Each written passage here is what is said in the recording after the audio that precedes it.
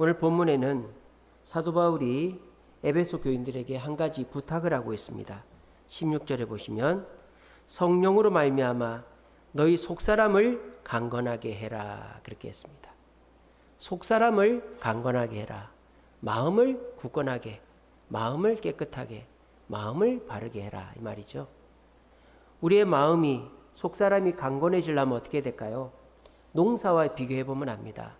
농사를 지을 때 곧바로 씨를 뿌리거나 모종을 심는 게 아니죠. 뭘 합니까? 땅을 갑니다.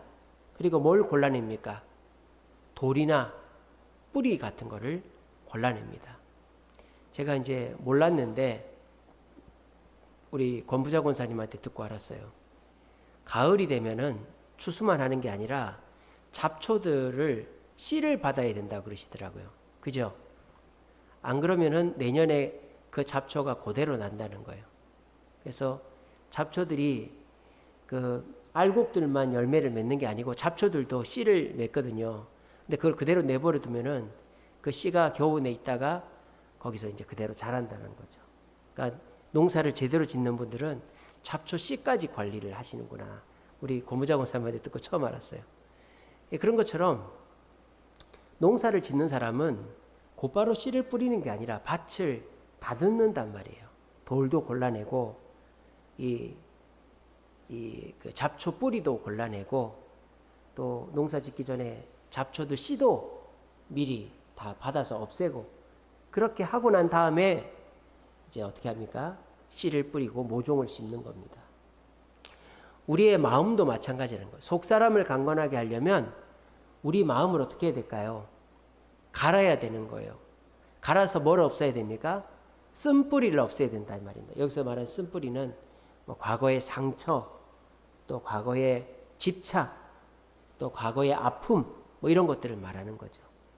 쓴뿌리를 제거하고 말씀을 받고 쓴뿌리를 제거하고 꿈을 품어야만 그 말씀과 꿈이 제대로 열매 맺게 된다라는 것이 오늘 사도 바울이 에베소 교인들에게 당부하는 내용입니다. 사람은 누구나 쓴 뿌리, 과거의 상처가 있습니다. 근데 이 쓴 뿌리를 가만히 내버려 두면 우리가 미래로 나아가는데 우리 발목을 잡는단 말이에요. 그래서 우리가 성장하지 못하게 합니다. 마치 돌짝밭에 심겨진 그 채소나 또 이 식물들은 뿌리를 돌 때문에 제대로 못 내리는 것처럼 우리의 마음에 과거의 상처나 아픔이 그대로 있으면 우리는 그것 때문에 제대로 된 미래를 설계할 수가 없다는 거예요. 우리가 어떤 과거의 쓴뿌리들이 있을까요? 정말 찢어지게 가난하게 산 분들은 돈에 집착을 하게 됩니다. 사람도 건강도 내 여가도 내 인생도 돈으로 바꾸는 거죠. 그래서 찢어지게 가난하게 산 사람들은 돈 버는 데만 집중을 하다 보면 나머지를 다 놓치게 되는 분이 있어요. 그러니까 가난이라는 쓴뿌리가 돈은 벌게 해줘도 인생을 망쳐버리는 그런 결과를 갖고 온다는 거예요. 또 어렸을 때 굶었던 사람은 음식에 대한 집착이 강해지죠. 제가 그런 사람이죠. 뭐 굶은 적은 없지만 맛있는 거를 양껏 먹어보질 못해가지고 뭐든지 막 입이 가득 차도록 먹어야 되는 것 같은 그런 강박이 있습니다. 특별히 저희 아버지가 뭐 졸업식이나 뭐 특별한 생일이나 이럴 때만 짜장면을 사줬어요. 그러면은 짜장면 집에 가면은 꼭 그냥 한 그릇만 시켜줘요. 항상 그게 아쉬운 거예요. 꽃배기도 아니고 한 그릇만 먹고. 그리고 이제 만두를 먹는데 저희 어머니가 이제 북한 분이시라 만두를 자주 빚어 주시거든요. 근데 만두도 양껏 못 먹는 거예요. 그냥 뭐 우리 이종숙 권사님처럼 크게 만드는 것도 아니고 뭐 손 마디만큼 만들어 가지고 몇 개 먹고 나면 없는 거예요. 그러니까 어렸을 때 짜장면이랑 만두를 실컷 못 먹어서 지금도 중국집 가면 짜장면을 꼭 꽃배기 그리고 애들 남기면 다 먹고 만두도 이제 양껏 먹어야 된다 하는 강박이 생겼어요. 굶주림은 음식이라는 쓴뿌리를 만든다는 거예요. 또 이제 어렸을 때 부모님이나 또는 사랑하는 사람과 떨어져 지낸 사람은 사람에 대한 강박이 생깁니다. 그래서 사람을 자꾸 괴롭히는 거죠. 옆에 있어 달라고, 어디 가지 말아 달라고, 어딜 가도 꼭 같이 가자고 하고, 이러면 참 힘든 거죠. 근데 결혼할 때나 사귈 때는 그런 거 모른단 말이에요. 근데 결혼하고 나면은 그런 게 나타나면은 참 힘들다는 거죠. 이렇게 어렸을 때 누구한테 버림받고 외면당한 상처가 있는 사람은 옆에 누구를 꼭 앉혀놔야만 마음이 이제 불안하지 않은 그런 분들이 또 계세요. 또 큰 사고를 당하신 분들, 그런 분들은요, 그 사고 당한 장소, 사고 당한 모습, 사고 당한 곳의 냄새에도 그 비슷한 것만 맡아도 깜짝깜짝 놀라는 거예요. 그렇게 해서 그런 사고의 트라우마가 있는 사람은 자꾸 놀라는 사람들이 있습니다. 그래서 우리가 이 어릴 적에 생겼던 여러 가지 트라우마들은, 쓴뿌리들은 우리의 미래의 성장에 방해거리가 된다라는 겁니다. 자, 그런데요, 요즘은 그 쓴뿌리를 이용하는 것이 유행입니다. 유행. 그래서 어떤 사람이 문제가 있어요. 그러면은 그 사람의 문제를 이제 파악하기 위해서 어떻게 하느냐? 그 사람이 옛날에 어떤 일을 했는가를 주목을 하는 거예요. 그렇게 해서 이 사람이 어린 시절에 어떻게 자랐고 또 누구를 만났고 이런 것들을 하는 거예요. 그리고 심지어는 어떻게 합니까? 최면을 걸어가지고 그 사람이 과거에 갔던 장소도 이제 끄집어내고 그런 것들을 하는 거예요. 그렇게 해서 뭐라고 합니까?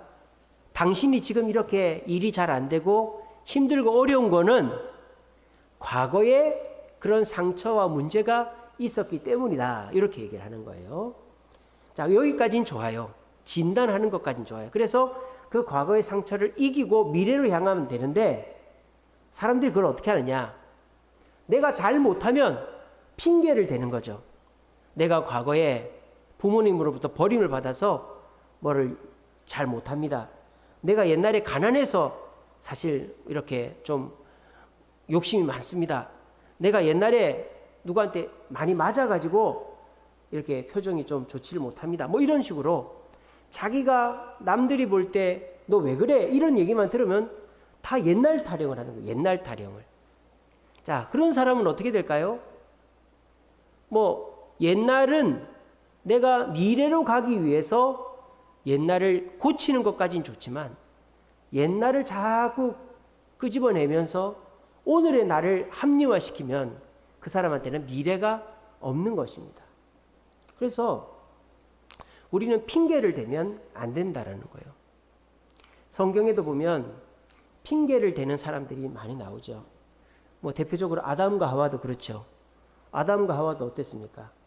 하나님이 만들어 주신 여자가 먹으라 해서 먹었다고 아담이 하나님 탓을 했고, 하와도 하나님이 만드신 뱀이 나를 유혹해서 먹었다. 그러니까 다 남 탓을 하니까 하나님이 용서해 주지 않고 벌을 줘서 죽게 만드시고 에덴으로 쫓아냈죠. 자, 아담과 하와만 그런 게 아니라 성경에 많은 인물들이 핑계를 댑니다. 자기 과거 핑계를 댄단 말이에요. 나오미라는 사람이 그렇습니다. 나오미가 누굽니까? 룻의 시어머니죠. 룻. 근데 나오미라는 이름의 뜻이 뭔지 아세요? 기쁨이라는 뜻입니다. 기쁨. 그러니까 부모님이 이 나오미를 낳을 때 엄청 기뻤든지 너는 기쁨이 되어라. 이렇게 해서 기쁨이라고 나오미라고 이름을 지어준 거예요. 근데 이 나오미가 남편의 뜻을 따라서 이제 베들레헴에 있는 재산을 처분하고 모압 땅으로 이민을 갔어요. 외국으로 이민을 갔다 이 말이에요. 근데 그 이민을 가가지고 어떻게 됩니까? 남편도 죽고 두 아들도 죽고 자기하고 며느리 둘만 남았단 말이에요. 그래서 며느리들한테 옛날에도 다 재혼을 했으니까 너희들은 집으로 돌아가서 아직 젊으니까 재혼해라. 그랬는데 며느리 중에 하나인 룻이 제가 어머니와 함께 어머니가 믿는 하나님, 어머니 나라로 가겠습니다. 그렇게 한 거예요. 그렇게 해서 룻과 나오미가 베들레헴으로 돌아왔죠. 근데 땅도 없고 집도 없고 아무것도 없는 거예요. 그랬더니 이 나오미가 어떻게 합니까? 이름을 바꿔버립니다. 이름을.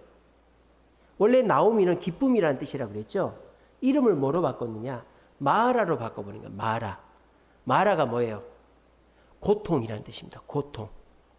그러니까 나오미는 이제부터 나를 마라라고 불러라. 그 말은 뭡니까? 나는 이제 고통 속에 살겠다. 그 말 아닙니까? 아니 굳이 이름을 고통이라는 말로 지을 필요가 있습니까? 굳이 모압 땅에서 죽은 남편과 자식들 생각을 자꾸 할 필요가 있습니까? 잊어버려야죠. 근데 나오미는 자기 이름을 마라로 바꿔버린 이유가 뭐예요?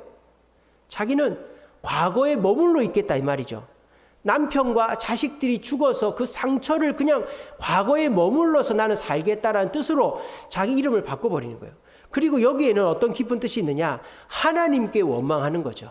하나님 도대체 뭐 하셨습니까? 내 아들이 죽고 내 아들들이 죽고 내 남편이 죽을 때 하나님 뭐 하셨습니까? 하나님께 원망하는 마음으로 자기 이름을 마라로 바꿔버린 거예요.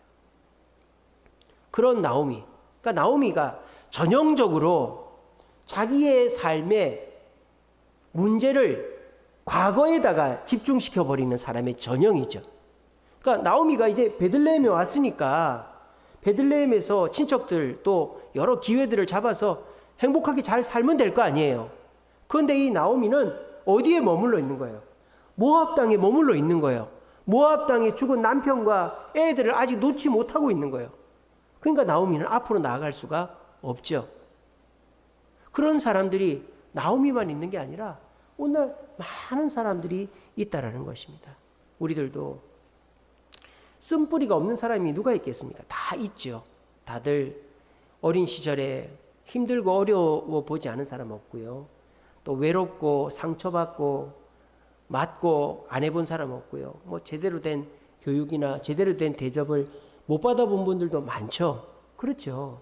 근데 그런 과거를 가진 사람들이 있지만 그런 사람들 중에서 계속 그 과거에 머물러 가지고 옛날 얘기만 꺼내면서 남 탓만 하는, 부모 탓하고 그 친구 탓하고 누구 탓하는 사람들이 있는가 하면 과거는 잊어버리고 오늘부터 새로 내 미래를 써나가는 사람이 있어요. 이 두 사람 중에 누가 성공을 하겠습니까? 뭐 말 안 해도 뻔하죠. 과거를 떨쳐버리고 오늘부터 미래를 다시 써나가는 사람이 성공을 하는 거예요. 아니, 성공은 누가 하는 것입니까? 실패를 경험해 본 사람만이 성공을 하는 것입니다. 내가 실패를 경험해야 실패가 얼마나 아픈지도 알고 그리고 다시는 실패하지 않으려고 조심을 하기 때문에 실패하지 않는 성공을 하게 되는 것이죠. 그래서 우리는 내가 과거에 이런 상처와 아픔과 쓴뿌리가 있었다, 트라우마가 있었다라는 얘기를 안 해야 되는 거죠. 그런 얘기를 한다는 것은 나는 미래로 나아가지 않겠다라는 말입니다. 여러분 요즘에 TV 틀면은 뭐 내가 옛날에 이랬는데 누구 때문에 이렇게 됐고 연예인들도 옛날에는 인기가 많은데 내가 뭐 기획사를 잘못 만나서 내가 뭐를 잘못해서 지금은 이렇게 살고 있고 그런 사람들이 나와요. 그러니까는 다들 나를 건들지 마. 내가 지금 이렇게 잘못된 거는 부모 탓이고 친구 탓이고 그때 누구 탓이고 누구 탓이야. 난 잘못이 없어. 그렇게 얘기하는 사람은 나오미가 나를 마라라고 부르라는 것과 똑같은 거예요. 혹시 여기 계신 분들 중에서도 그런 분들 계십니까? 내가 어렸을 때 또 내가 과거에 사업에 실패했다든지 몸이 되게 아팠다든지 누구로부터 상처를 받았다든지 이런 거를 자꾸 생각을 하고 그걸 벗어나야 되는데 무슨 안 좋은 일만 생기면 부모 탓이라고 친구 탓이라고 부모 형제가 안 도와줘서 그렇다. 자꾸 그렇게 하면 우리는 절대 발전할 수가 없다라는 것입니다. 오늘 속 사람을 강건케 하라. 어떻게? 우리 속에 있는 쓴뿌리를 먼저 캐내야 된다.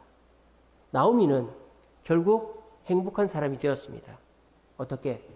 쓴뿌리를 캐냈기 때문이죠. 그리고 나오미는 끝날 때 마라라고 불리지 않습니다. 나오미라고 불립니다. 과거에서 벗어났다라는 거죠. 오늘 이 자리에 계신 분들도 혹시라도 과거에 사로잡혀서 과거의 상처 또는 과거에 너무 행복하고 잘 됐던 것을 막 추억하면서 그때로 돌아가고 싶어하는 그런 생각에 사로잡혀 계신 분은 없는지 자기를 돌아보면서 우리가 어떻게 하면 우리 마음속 쓴뿌리를 제거할 수 있는지 말씀을 통해 깨닫고 여러분들의 인생이 과거에 집착하는 게 아니라 미래를 향해 나아가 미래에 소망이 있고 미래에 더 기쁜 일이 가득하시게 되기를 간절히 바랍니다. 오늘 말씀에는요, 우리의 쓴뿌리를 이제 캐내는 방법이 3개가 나와요. 첫 번째는 뭐라고 되어 있느냐? 17절에 보세요. 믿음으로 말미암아 그리스도 예수께서 너희 마음에 계시게 하시옵고 너희가 사랑 가운데서 뿌리가 박히고 터가 굳어져서 이렇게 되어 있습니다. 그래서 우리의 쓴뿌리를 캐내는 데는 내 힘으로 되는 게 아니다라는 거예요. 누구의 도움이 필요하다? 예수님의 도움이 필요하다라는 거예요. 그래서 예수님의 첫 번째는 사랑이 필요합니다. 예수님의 사랑이. 그래서 우리가 그 유기견이라고 하죠. 길거리에서 버려진 강아지 또 고양이 이런 것들을 데리고 오면요, 얘들이 처음에는 사람을 무서워하죠. 먹으라 해도 먹지 않고 구석에 가만히 숨어서 눈치만 봅니다. 왜?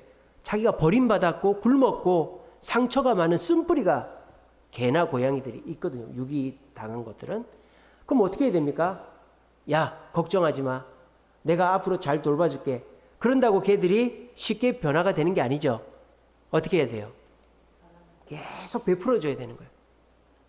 구석에 있어도 기다려주고 먹을 거 주면서 2시간씩 기다려주고 좋아하는 거 주고 또 씻겨주고 쓰다듬어 주고 어쨌든 지가 좋아하는 거 핥혀도 괜찮다고 해주고 그렇게 먼저 충분한 사랑을 받을 때 마음에 여유가 생기는 거예요. 나오미도 그렇게 했습니다.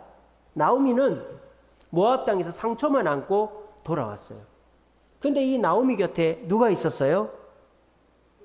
예, 룻이 있었어요.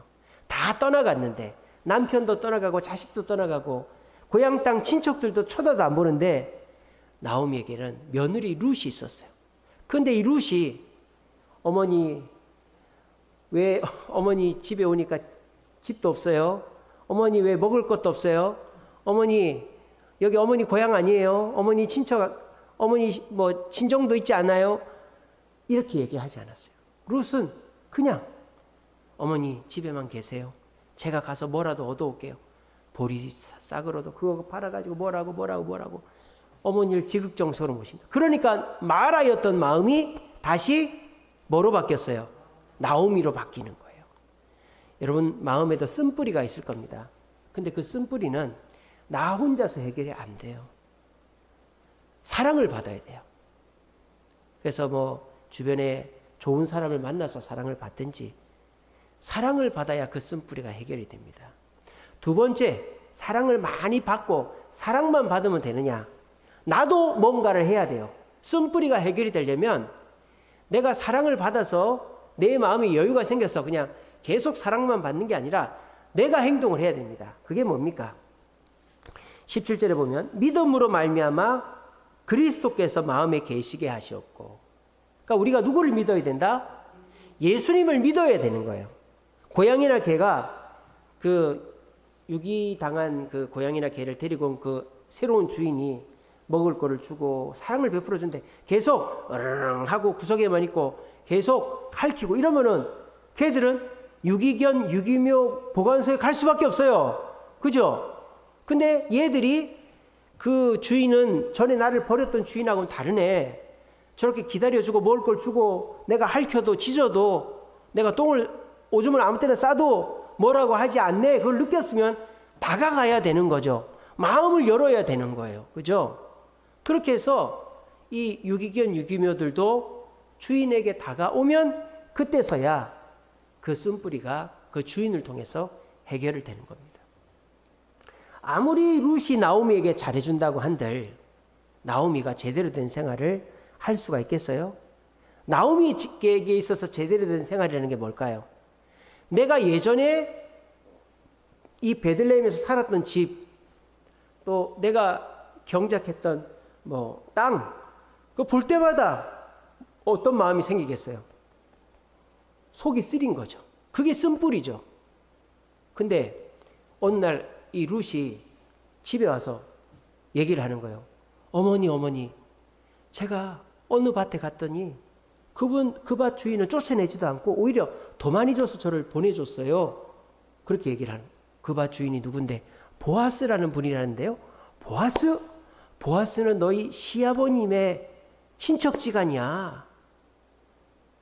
우리 친척들이 다 우리한테 등을 돌린 줄 알았는데 네가 내 며느리인 줄 알면서도 보아스 어른이 너를 잘 돌봐주었구나.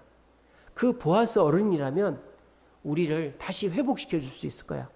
너 그 어른한테 잘 보여라. 이게 뭐예요? 이 나오미가 누구를 믿은 거예요? 보아스를 믿은 거죠. 룻은 사랑을 베풀어 줬고, 근데 룻의 사랑만 갖고는 회복이 안 되는 거예요. 근데 이 나오미가 이 보아스가 룻에게 베풀어 준 것을 알고는 보아스를 믿어라. 보아스에게 도움을 청해라. 그렇게 먼저 다가간 거예요. 다가갔더니 어떻게 됐습니까? 보아스가 이 나오미의 재산을 다 회복시켜 준 거예요. 그래서 사람의 마음에 상처가 있잖아요. 특별히 사람 때문에 상처를 받으면 그 상처는 어떻게 해결해야 되는 줄 아세요? 다른 사람으로 해결해야 됩니다. 안 그러면 안 돼요. 내가 어떤 사람한테 상처를 받아가지고 그냥 뭐 일도 안 하고 혼자 방에만 있으면요, 그 사람한테 뭐 먹을 거 주고 용돈 주고 한다고 되는 게 아니에요. 그런 상처를 준 사람 말고 그 비슷한 사람을 만나서 다시 그 상처가 회복이 돼야지만 거기서 벗어나는 거예요. 우리 자녀들이 막 힘든 일이 있고 어려운 일이 있다고 해서 그냥 용돈 주고 맛있는 거 준다고 자녀들이 회복되는 게 아니에요. 그걸 알아봐야 되는 거예요. 자녀들이 왜 지금 이렇게 구석에 있고 힘들어하는지를.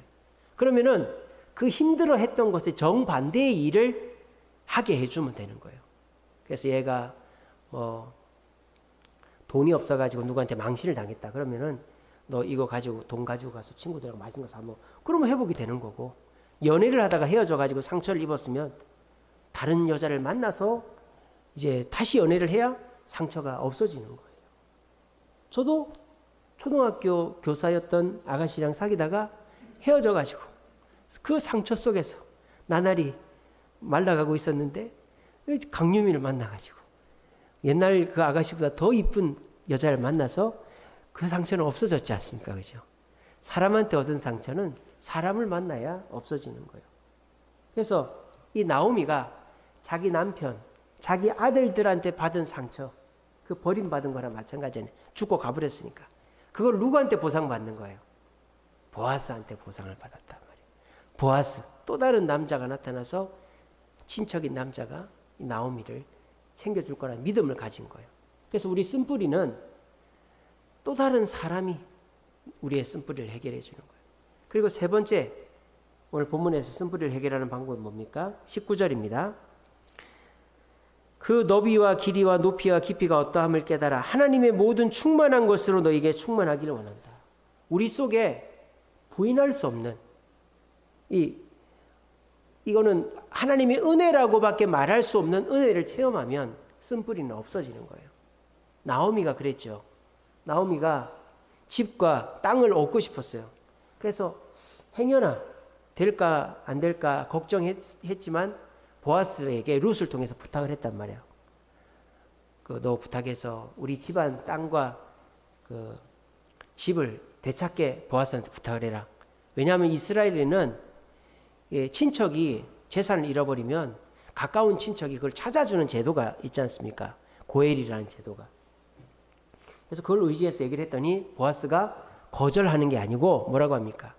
내가 해주고 싶은데 해줄 능력도 되는데 나오미보다 더 가까운 친척이 있는데 그 사람이 거절을 하면 내가 해줄게, 이렇게 된 거예요. 그래서 보아스가 아침 일찍 성문 앞에 있다가 나오미의 제일 가까운 친척이 길을 지나갈 때 여보게 일로 와보게. 왜? 여보게 우리 친척 나오미 온 거 알지? 재산 다 팔고 도망간 그 엘리멜렉 마누라 나오미 그 왜? 야, 그 나오미 불쌍하지도 않냐? 우리 친척인데 재산 찾아줘야 될 거 아니야? 나는 그럴 돈도 없고 여유도 없어. 그럴 마음도 없어. 안 해. 그랬더니 이 보아스가 알겠네 하고는 보아스가 나오미의 재산을 다 회복시켜 준 거예요. 그리고 어쨌든 그 집안에 남자가 있어야 되니까 이 보아스가 나이가 많지만 룻과 결혼을 해가지고 룻이 아이를 낳아서 이제 그 집안의 재산을 물려가게끔, 그래서 오벳이라는 아들을 낳게 되지 않습니까? 이게 뭡니까? 부인할 수 없는 은혜죠. 자기도 뭐 여유가 뭐 있었겠지만은 그래도 남의 재산을 다 찾아준다는 것은 이게 쉬운 일이 아닌데, 그렇게 한다는 것은 쉬운 일이 아니죠. 제가 그 목사님들 모임에 갔는데 어떤 목사님이 간암이 걸렸어요. 간암이. 그래가지고 이제 오늘 내일 하는데 간 이식을 받아야 살 수 있대요. 근데 이제 간 이식을 받으려고 보니까 간이 딱 맞는 사람이 자기 아들인 거예요. 아들. 그러니까 자기 아들이 자기한테 간이 딱 맞는 거예요. 그래가지고 이 목사님이 아들한테 간을 달라고 그랬어요. 그러면은 참 아들이 간을 당연히 줘야 되겠고 또 주면은 고마울 거 아닙니까? 그죠? 근데 그 아버지는 너무나도 당당한 거예요. 야, 내가 너 낳게 해줬으니까 너 나한테 간 반만 줘. 이렇게 된 거예요. 그러니까 이 아들도 너무 착한 아들인 거예요. 그래서 그 아들이 그때서부터 살을 빼기 시작했답니다. 왜냐하면 그 아들이 살이 뚱뚱한 아들이었거든요. 그러니까 살이 찌면 간에 뭐가 끼어요? 지방이 끼잖아요. 그러니까 지방간이었던 거예요. 그러니까 이 아들도 참 훌륭하죠. 그죠? 아버지한테 건강한 간을 드려야 된다고 그때서부터 막 운동을 하더래요. 살을 쏙 빼고 몸에 좋은 것만 먹더래요. 뭐 야채 같은 거, 독소 없는 거. 그렇게 해서 간을 건강하게 해가지고 아버지한테 간을 드렸다. 이제 그런 얘기를 제가 지난번 교육자 원래 때 식사하면서 들은 적이 있어요. 그러니까 참 그런 일이 있으면 어떻습니까? 이 아버지가 자식에 대한 뭐 원망이나 불평 이런 거는 하나도 없어지는 거죠. 평생에 이 자식은 정말 내 생명과 같은 자식 아니겠습니까? 그럼 어떻게 되겠습니까? 이 아버지가 자식이 말 안 해도 다 해줄 거 아니겠어요? 그죠? 이게 뭐예요? 내가 부인할 수 없는 은혜를 받으면 과거에 있었던 상처나 그 갈등들은 다 없어져 버리는 거예요. 그런 일이 나오미한테 있었다라는 거예요. 지금 에베소서에서 말하는 쓴뿌리를 없애는 과정과 나오미가 그 모압 땅에서 겪었던 그 쓴뿌리를 없애가는 과정이 똑같죠. 똑같습니다. 자, 이런 얘기 또 있어요. 예수님이 문둥병자를 고칠 때입니다. 문둥병자를 고칠 때 마가복음 1장 40절입니다. 어떤 문둥병자가 이제 문둥병에 걸려서 가족도 친척도 다 떠나서 이렇게 문둥병자들만 모여서 한 데 사는 거예요. 그러니까 질병의 고통, 또 사람들의 외면, 그래서 외로움, 굶주림 이런 거로 이 문둥병자는 몸의 문둥병보다 마음의 쓴뿌리의 문둥병이 더 가득 차 있었던 거예요. 근데 이 문둥병자가 예수님께 나왔어요. 나왔더니 예수님이 어떻게 하실까요? 보통 사람은 그 사람들 문둥병자 못 오게 합니다. 문둥병자 못 오게 합니다. 옮을까봐. 예수님이 어떻게 하신 줄 아세요? 그 문둥병자를 만져주십니다. 이거 있을 수 없는 얘기죠. 예수님이 그 문둥병자를 만져줬어요. 그러니까 문둥병자가 사랑을 받은 거죠. 사랑을 받으니까 마음속에 응어리, 그 상처, 분노 싹 내려앉는 거죠. 그리고 이 문둥병자가 물론 나오면서부터 얘기했지만 저를 고쳐달라고 얘기를 한 거예요. 문둥병자가 믿음의 고백을 한 거죠. 나를 고쳐달라고. 그랬더니 예수님이 뭐랍니까? 내가 원하노니 깨끗함을 받으라. 그러니까 부인할 수 없는, 모두가 보는 데서 그 문둥병이 싹 낫는 거예요. 그러니까 이 문둥병자는 과거의 쓴뿌리가 이제는 하나도 없어진 거죠. 성경에는 이런 얘기들이 많이 나와요. 그런데 여기 공통된 점이 있습니다. 나오미가 쓴뿌리를 없애는 과정, 문둥병자가 쓴뿌리를 없애는 과정, 에베소서에서 쓴뿌리를 없애는 이 세 과정에 공통되게 등장하는 분이 계세요. 누굴까요? 그렇죠. 예수님입니다. 아니 목사님, 나오미 때는 보아스 아닙니까? 보아스는 어떤 사람이죠? 예수님의 모델이죠. 우리가 구약 성경에 보면 메시아, 예수님의 모델들이 몇 명 나오잖아요. 노아, 모세, 다윗, 이런 사람들. 보아스도 예수님의 모델이에요. 그렇게 구원자의 모습, 문제를 해결해주는 예수님의 모형입니다. 모형, 사인이다 이 말이에요. 그러니까 이 나오미의 문제를 여러 사람이 해결해 준 게 아니라 보아스 한 사람이 사랑해주고 또 보아스를 나오미가 믿고 하니까 은혜를 받아서 그 문제가 해결돼 쓴뿌리가 해결이 된 거예요. 그리고 문둥병자도 마찬가지죠. 모든 사람이 문둥병자를 두려워하고 저로 가라고 그랬어요. 근데 누구만? 예수님만 그 문둥병자를 만져주시고 문둥병자의 믿음의 고백을 받아서 은혜를 베풀어 문둥병자의 문둥병을 낫게 해주셨다는 거예요. 에베소서도 마찬가지입니다. 지금 계속 나오는 말은 그리스도예요. 16절에 보세요. 그의 영광의 풍성함에 따라 그의 성령으로 말미암아 너희 속사람의 능력을 강건하게 하시고 믿음으로 말미암아 그리스도께서 너희 마음에 계시게 하셨고 너희가 사랑 가운데 뿌리가 박혀 터가고 능히 모든 성도와 함께 지식에 넘치는 그리스도의 사랑을 알고 그리스도 계속 그리스도가 나오는 거예요. 오늘날도 마찬가지입니다. 여러분 마음속에 과거부터 어렸을 때부터 부모로부터 또 생활 환경으로부터 친구로부터 여러 사고로부터 가지고 있었던 쓴뿌리 트라우마들을 해결하는 방법은 부모님이 해결해 줄 수도 있겠죠. 당사자가 사과할 수도 있겠죠. 또 상담을 받을 수, 정신과 가서 상담받을 수도 있겠죠. 근데 그거보다 더 확실한 것은 뭐다? 예수님을 마음에 모시고 예수님의 사랑을 받아 여유가 생기고 그래서 예수님의 믿음의 고백을 하면 예수님이 은혜를 베푸셔서 우리가 문제를 해결받고 다시는 그 쓴뿌리는 기억하지 않게 된다는 것입니다. 저는 몰랐는데요. 저희 집사람이 저한테 항상 얘기해요. 당신은 왜 그렇게 이해심도 많고 친절하고 제가 좀 그렇습니다. 안 그렇게 보입니까? 제가 이해심도 많고 친절하고 화를 잘 안 내요. 한 번은 이제 저희 그 여동생이 미국에서 왔었어요. 그래서 이제 여동생을 태우러 공항에 가야 되는데 집사람이 막 준비하다 보니까 막 늦은 거예요. 근데 제가 차를 타서 가면서 집사람이 미안해가지고 여보 미안해요. 아가씨 와서 기다리면 어떻게 막 그러는 거예요. 그래서 제가 아무렇지도 않게 뭐 좀 기다리게 하면 되지 뭐 이러고 갔어요. 근데 그게 저희 집사람은 엄청 감동을 받았나 봐요. 왜냐? 저희 장인어른은 조금만 늦으면은 가다가 돌아옵니다. 조금만 수가 틀리면은 야 다 때려쳐! 이러는 분이었어요. 그러니까는 우리 처가 식구들은 가족 나들이를 가면 항상 긴장하고 있는 거예요. 문제가 생기면 또 큰일 나기 때문에. 근데 저는 어디 가다가도 집사람이 여기 좋은데 그러면 거기 갔다 가지 뭐 그러고 원래 계획이 있었는데 그 계획을 어겨도 그거를 대수롭지 않게 하는 거예요. 그리고 저는 애들한테 물론 가끔 소리 지를 때도 있지만 소리 지르지도 않고 사랑한다고 하고 잘 놀아주고 제가 지금은 이제 체력이 딸려서 잘 못 놀아줘. 애들 안 놀아줘요. 저하고도 이제 저하고 놀라고 그러질 않아요. 우리 세안이만 놀아달라고 하는데 내일은 오랜만에 이제 농장에 안 가기 때문에 오전에 우리 세안이만 데리고 놀러를 갈까 싶습니다.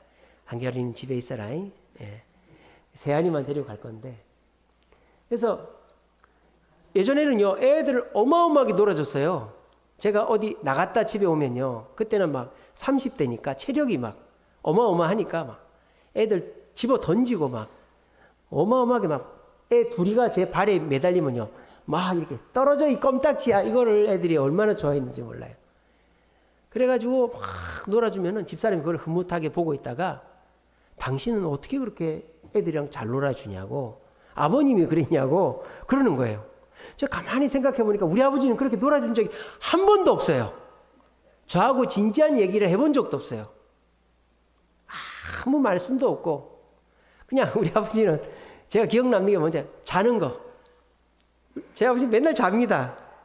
그것도 얼마나 얌전하게 자는지 압니까? 이불을 가슴까지만 딱 하고 손 이렇게 딱 하고 잡니다. 하고 잡니다. 왜냐? 2교대를 하거든요. 2교대를. 새벽 5시 출근하거나 밤 10시 출근하거나. 그러니까 저녁만 먹으면 자는 거예요. 10시 출근해야 되니까. 그리고 5시만 되면 출근하는 거예요. 없어요, 아버지가. 그리고 이제 집에 오면 자는 거예요. 야근하고 오면 자는 거예요. 이렇게 자는 거밖에 없고, 자는 거밖에. 자고 밥 먹고, 이런 거밖에 못 봐요. 취미도 없어, 아무것도. 근데 제가 아이들이랑 놀아주고, 어디 놀러를 가도 뭐 화도 안 내고, 그렇게 하는 거를 집사람이 보고는 당신 아버님이 그러지 않았는데, 어디서 그런 걸 배웠냐고 그러는 거예요. 저도 신기하더라고요. 내가 그런 거 어디서 배웠지? 난 원래 저도 무뚝뚝하고, 저도 계획이 있으면 그걸 계획에서 벗어나는 걸 굉장히 싫어하거든요. 근데 내가 왜 가족들한테 그렇게 하지? 제가 아버지한테 사랑을 못 받고, 제가 아버지한테 뭔가 공급받지 못한 거를 어디서 해결했겠어요, 제가? 교회에서, 그리고 예수님께 공급을 받은 거예요. 교회 가면 희재 잘한다, 희재 잘한다. 일로 와서 이거 먹어라, 이거 먹어라. 조금만 잘해도 잘한다, 잘한다 해주고. 그런 칭찬들을 제가 교회에서 많이 받았어요. 예배 시간에 졸아도 잘한다 그러고, 교회 장난치다가 유리창 깨도 잘한다 그러고, 교회에서 그렇게 해줬어요. 그리고 제가 생각해보면, 아버지는 잘못만 하면 맨날 야단을 쳤는데, 우리 예수님은 제가 잘못을 해도 야단을 안 치는 거예요. 그러면서, 야, 정말 예수님의 사랑이 대단하구나. 그런 걸 느끼니까, 저도 모르게 나는 예수님처럼 해야지.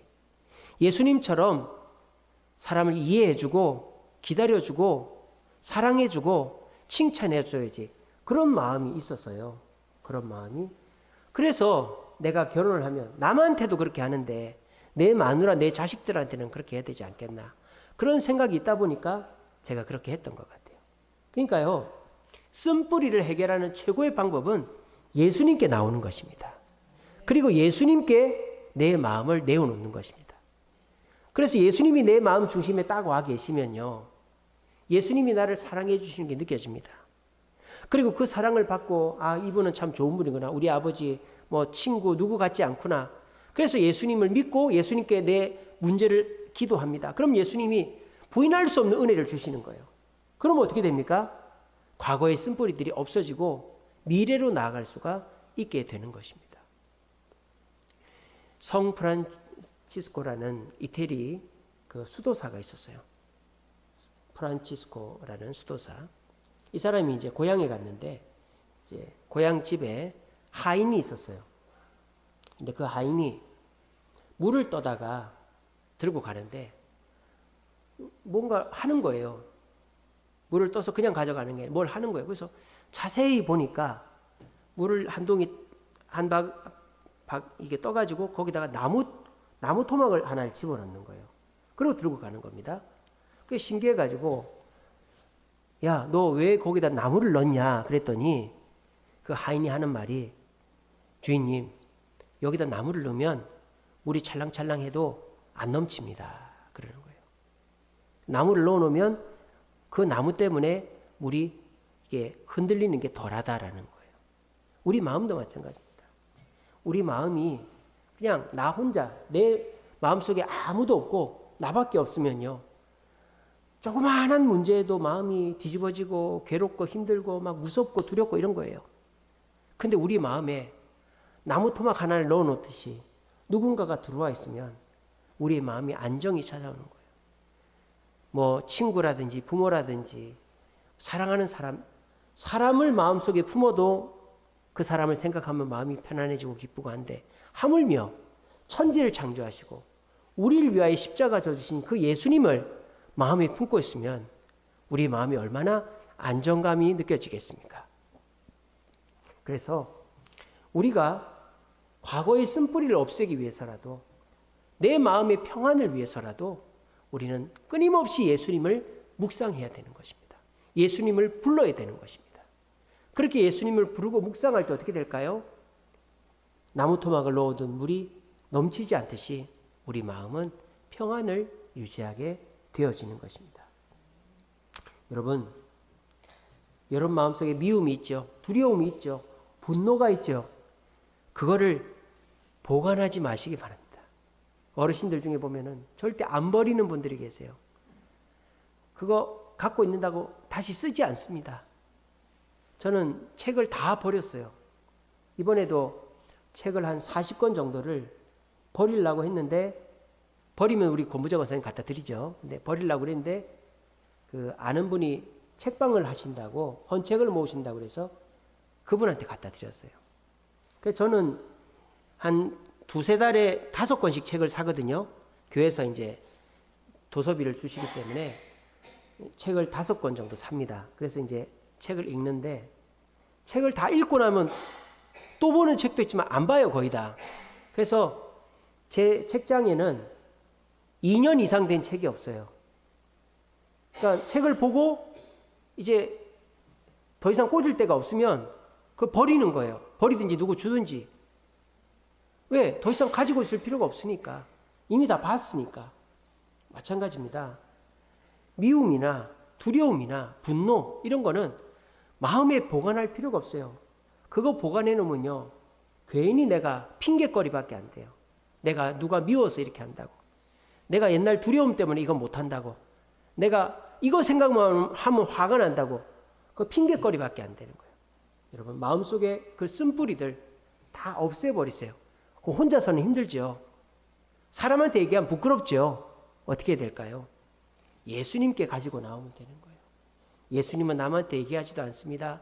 예수님은 우리가 그런 미움이나 분노나 상처를 갖고 있다고 흉보지 않습니다. 예수님은 아무 말 없이 우리를 보듬어 주시고 그 상처들을 싸매어 주십니다. 그리고 우리가 믿음으로 예수님께 나가면 말할 수 없는 은혜로 우리의 마음속에 공급하시어 그 쓴뿌리들이 없어져서 내가 우리 아버지나 옛날에 나한테 힘들게 했던 사람처럼 살지 않고 전혀 다른 사람이 되어 있는 거예요. 아버지를 미워하면 내가 아버지처럼 됩니다. 못된 며느리, 못된 시어머니 본받는다는 말이 딱 맞는 거예요. 자기 시어머니가 미워하면요, 그 시어머니 그 짓을 똑같이 하는 거예요. 며느리가 시어머니 되면. 그 자식들이 아버지가 술 먹고 깽패 부린다고 아버지 미워하면요, 그 자식도 술꾼 됩니다. 아버지가 누구 때리고 다니면서 아버지 밉다 그러면 그 자식도 남 때리는 게 우습습니다. 어떻게 해야 됩니까? 아버지를 용서해야 되는 거예요. 제가 지난번에 우리 김민경 집사님 결혼식, 우리 둘째 아들 성민이 결혼식 가서 너무 보기가 좋았어요. 그 큰아들 성준이가 아버지를 계속 챙기는 거예요. 휠체어에 태우고 다니고, 또 아버지가 이렇게 신랑 신부 인사받을 때 올라가가지고 막 하고. 그게 어떻게 해서 된 거예요? 엄마가 너희 아버지 내 맨날 때린다, 뭐 나한테 해코지한다, 그렇게 안 했기 때문에 그런 거예요. 아버지를 미워하지 않는 거예요. 그러니까 아들은 더 잘 된 거예요. 그러니까 너무 보기가 좋았어요. 정말 김민경 집사님이 아이를 잘 키웠다. 너무 제가 배가 부른, 물론 뷔페도 맛있어서 배가 불렀지만 제가 배가 부른 결혼식이었어요. 여러분, 미움을 가지고 있으면 그 미움이 내가 됩니다. 분노를 가지고 있으면 그 분노가 내가 됩니다. 두려움을 갖고 있으면 나는 계속 두려워할 수밖에 없어요. 그거 없애버려야 돼요. 보관할 필요가 없어요. 근데 남한테 얘기하기는 부끄럽고 나 혼자는 힘들고 어떻게 하면 됩니까? 예수님께 갖고 나오면 되는 거예요. 예수님께 얘기하세요, 여러분. 그 부끄러워하지 마. 예수님이 이미 다 알고 계십니다. 여러분들 마음속에 있는 쓴뿌리를 다 알고 계십니다. 예수님께 숨기지 마시고 다 얘기하세요. 예수님, 제가 과거에 이런 상처가 아픔이 어려움이 있었습니다. 근데 해결하고 싶은데 어떻게 하면 좋죠? 그럼 예수님이 어떻게 하실까요? 야 임마, 그건 네 잘못이잖아. 옛날 일을 자꾸 지면 그렇게 얘기하지 않으시고, 그래 힘들었겠다, 위로해 주시고 싸매어 주시고 기다려 주시고, 그랬을 때 우리 예수님이 그 사랑을 받고, 예수님 이걸 없애기 위해서 제가 이렇게 한번 해보면 어떨까요? 그래, 그렇게 해봐라, 내가 도와줄게. 그렇게 해서 하나하나 예수님을 믿고 일을 했더니 너무너무 잘 되는 거예요. 은혜를 받는 거죠. 부인할 수 없는. 그랬을 때 우리는 과거의 미움이 이제는 기쁨이 되고, 과거의 두려움이 이제는 용기가 되고, 과거의 분노가 이제는 평안함이 되는 것입니다.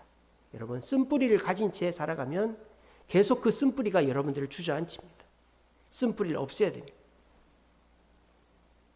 나오미도 예수님의 모형인 보아스를 통해 쓴뿌리를 없앴고, 문둥병자도 예수님께 나아가서 문둥병을 고쳤고, 오늘 에베소서에서도 예수님께서 그 쓴뿌리를, 속사람을 강건하게 해주신 것처럼 우리 모두 예수님을 우리 마음에 모시고 찰랑찰랑 계속 넘치는 우리 마음에 예수 그리스도를 딱 모심으로 마음이 안정함을 누리고 평온을 누리고 쓴뿌리를 제거하여서 미워하는 사람도 없고 두려워하는 일도 없고 걱정하는 일도 없고, 죽는다 해도, 병이 왔다고 해도, 사업이 망한다 해도 두려워하지 않고 미래를 향해 나아가서 여러분들이 원하는 것들을 다 이뤄낼 수 있는 저와 여러분 되시기를 간절히 바랍니다.